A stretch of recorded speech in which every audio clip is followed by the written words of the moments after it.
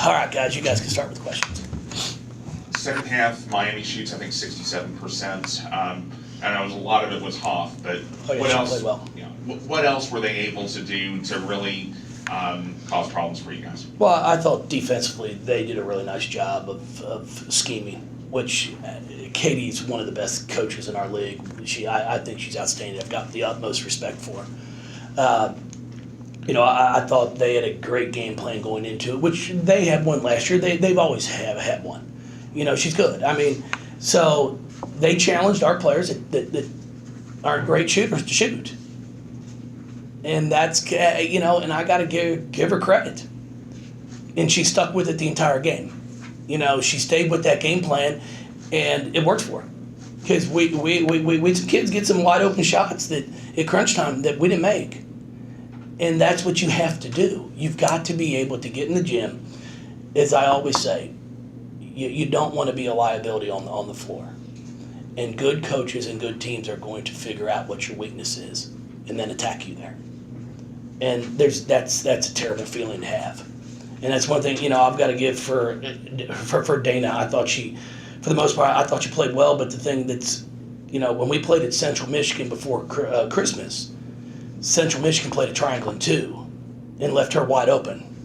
And she took that to heart. She took that as an insult, which it should, and got in the gym over and over and over to work on her shooting. And now, since Christmas, she's shooting 50+% from the 3-point line. And that's the challenge to some of our other players, is the good coaches are going to make you do things that you're not good at. So you don't want to have too many weaknesses.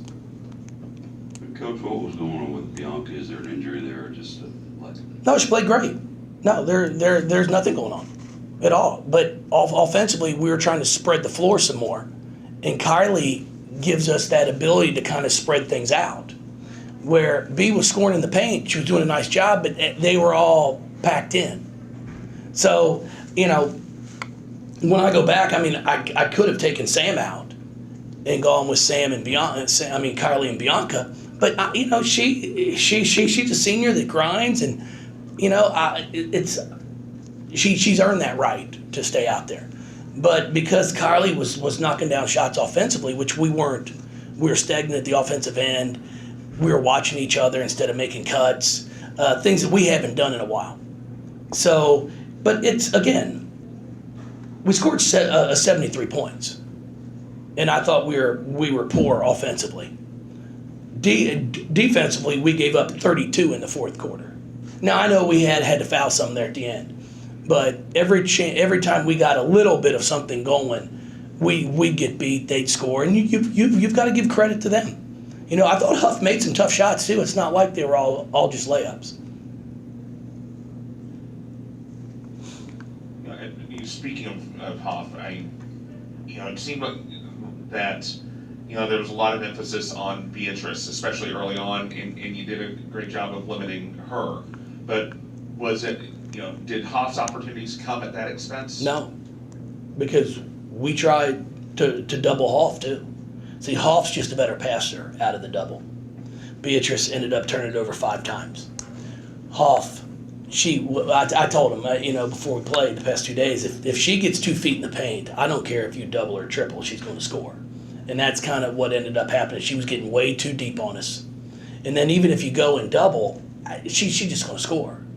So, that was really something that hurt us. But, I thought we did a great job on Beatrice on getting there for a quick double because we forced her out of the paint to catch the ball. But, they shot it well. They go 6 of 8 of 3, and the thing that kills you is, we mix it up and press one possession, and they throw up an air ball, and then we don't box out. We give up the offensive board for a bucket, and I think we had gone up 3 at the time.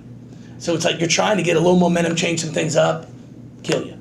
I think it was starting the fourth quarter, starting the fourth quarter, I was trying to come out and go zone and trap the first pass. Well, we deny the pass to the wing, which is what we don't. We want it to go to the wing, and then they skip for a 3 in the opposite corner. Those are the things that we've got to get better at.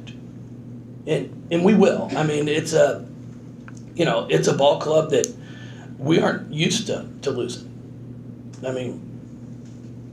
I think we're, 59-5 now, the past 64 ball games. So this is a team that's not used to losing. So I'm pretty confident that we're going to come back, and be prepared to play. And I was actually pleased with how we executed in the last minute of the game. Everything we drew up, I thought we got good looks. And Dana hits the 1-3. We missed the flare, the fade screen to Asia for her 3. But I thought we did a great job of executing, which is what you have to do. What are some of the main things that you'll take out of this to talk to the team about in practice next week? Well, just how you got to stay in the gym. You've got to stay in the gym. If you're not known as a shooter, you got to continue to get in that gym. So that's not the scouting report. Don't guard her. That's a terrible feeling to have, and that should hurt. And inside, it should put some fire in your belly, to want to stay in the gym. So, we're going to have to work on that. Defensively, we're going to have to get better. Scoring wise, again, we scored enough points to win. That's the thing. What's our record when we score 70 now? It's like 170 and 11 or something. So when we score 70, we normally win. But unfortunately for us, we were just really bad defensively in that fourth quarter.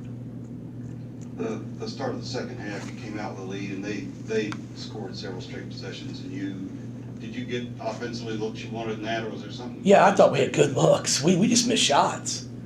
It was wide open looks. To start that third quarter, I think we got 3 offensive rebounds and had 3 great looks and missed them. And that's where, if we come out and make that, we knock down a bucket to start the third quarter. Now all of a sudden you got some excitement, you got some energy. But unfortunately, I think we went 4 or 5 minutes and didn't score in that third quarter, which was just a killer.